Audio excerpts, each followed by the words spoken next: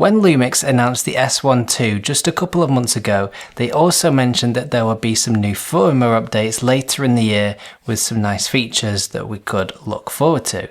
And sure enough, they have stuck true to their word and they have announced that new firmware update today, meaning that on the S12, the S1R2, you now have access to the likes of ARRI Log C3. I am actually filming this in ARRI Log C3 on the S12 right now, and I'm also using the new crop that Lumix gave us, the 2x4x, I'm not very good with numbers, I've forgotten what it's called, but it's a very similar aspect ratio to anamorphic lenses. I'm not using an anamorphic lens, I'm using the Sigma 16-28 f2.8. However, I just kind of like the way it looks and it's something a little bit different. I wanted to try it out. So I've shot this whole video in this aspect ratio.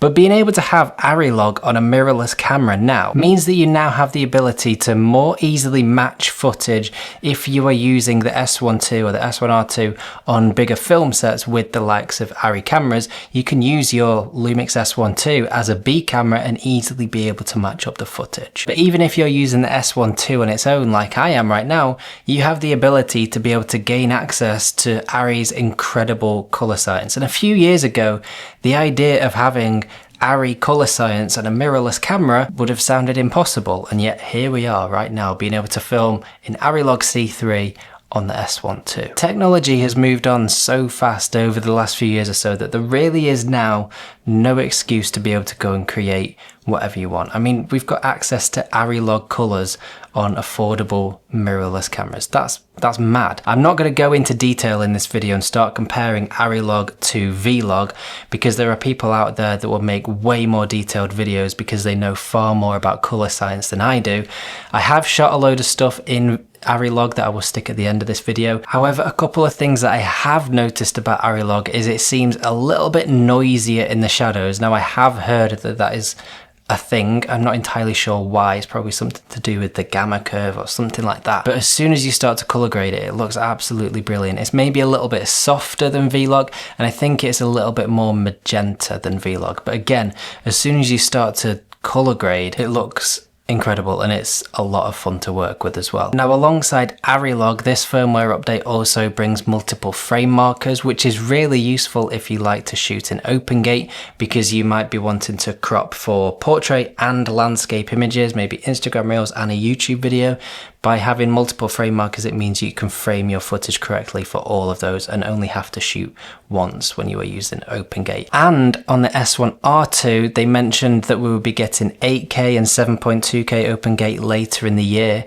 That is now also here with this firmware update, which is absolutely brilliant if you like to shoot in OpenGate.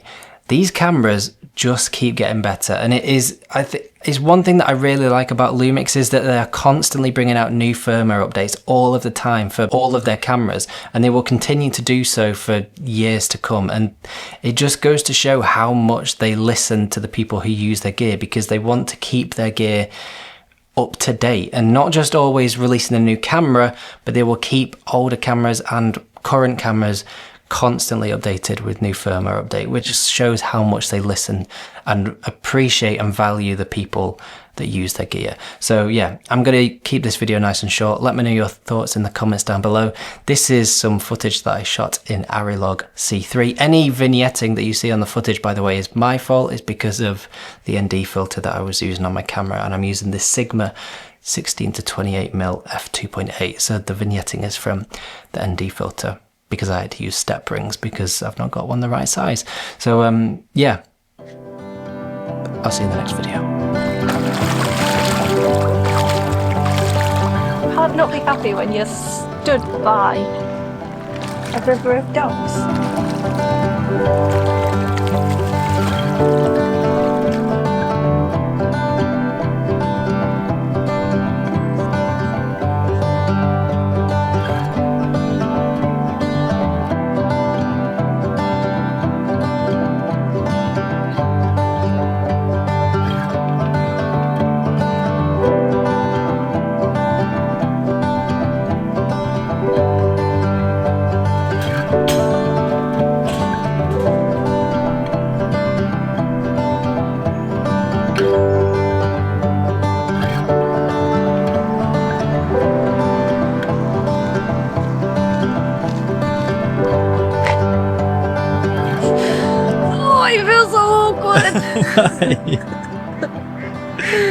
Why? Yeah. Would you like me to show you why?